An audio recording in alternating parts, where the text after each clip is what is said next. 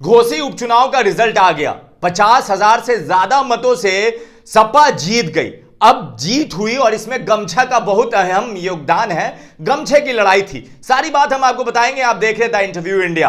अब हम आते हैं वापस घोसी उपचुनाव पे। उपचुनाव हुआ, एक तरफ सुधाकर सिंह, दूसरे तरफ दारा सिंह चौहान, और दोनों में एकदम ऐसा लग रहा था कि कांटे की लड़ाई होगी। और लड़ाई थी तो गमछा की। एक तरफ सपा का गमछा तो दूसरे तरफ राजभर का गमछा। पीला गमछा लेकर कहते थे इसे घुमाते हुए कि यहीं से खदेड़ दिए जाएंगे और मैनपुरी वापस भेज देंगे अखिलेश यादव को। मगर अखिलेश यादव और शिवपाल चाचा भतीजे के जोड़ी ने जो कमाल किया कि अब राजभर नजर नहीं आ रहे। राजभर कहां गायब है वो अलग बसी बात है। मगर अब हुआ क्या, इस जीत ने सिर्फ एक उपचुनाव की जीत से जीत नहीं है, ये इंडिया गठबंधन की जीत है। इंडिया गठबंधन के तीसरे मीटिंग के बाद ये पहला चुनाव था, उपचुनाव, जो यूपी में हुआ। जो यूपी भाजपा का किला कहा जाता है, जिस यूपी के बल पे मोदी जी को विश्वास है कि हम सत्ता में दोबारा आ जाएंगे, जिस यूपी ने 2022 में विपक्ष को झटका दिया था, अखिलेश यादव को सत्ता में आने नहीं दिया,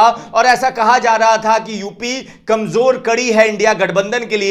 वही यूपी से एक चिराग जला है, एक कह लीजिए कि रामबाण मिला है इंडिया गठबंधन को।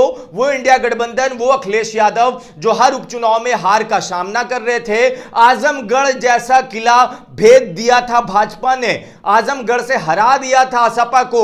वही सपा अब घोसी में जीती, और जीती भी तो क्या जीती, ऐतिहासिक जीत है।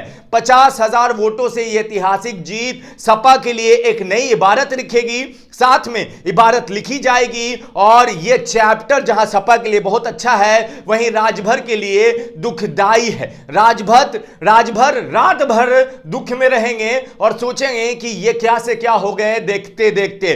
क्योंकि इसी सीट के चुनाव के बाद रिजल्ट पे डिपेंड करता था कि राजभर क्या इस बार मंत्री बनेंगे। क्योंकि राजभर ने भी कहा था कि इस बार चुनाव खत्म हो जाए, रिजल्ट आ जाए, उसके बाद हम पत्रकारों को बता देंगे कि हम कौन से मंत्री पद हमको मिलने जा रहा है। मगर 50,000 की जीत सपा की सिर्फ जीत नहीं है और भाजपा की सिर्फ हार नहीं है। ये एक ऐसा हार है जिसको बहुत जल्द भाजपा भुला देना चाहेगी। ये इतिहास के पन्नों में एक काला धब्बा की तरह भाजपा के पास होगा। क्योंकि घोसी चुनाव 2022 में भी इतने वोटों से नहीं हारी थी भाजपा, जब राजभर के आने के बाद इतने वोटों से हार गई।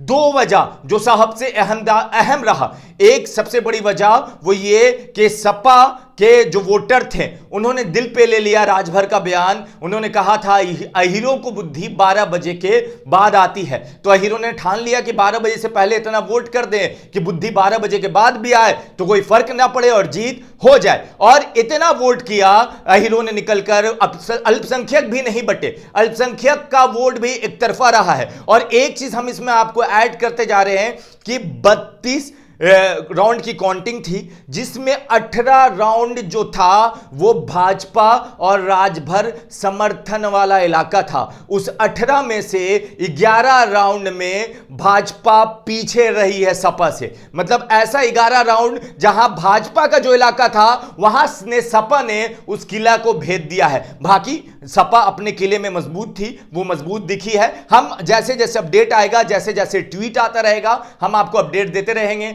आप हमारे चैनल को सब्सक्राइब कर लीजिए। धन्यवाद।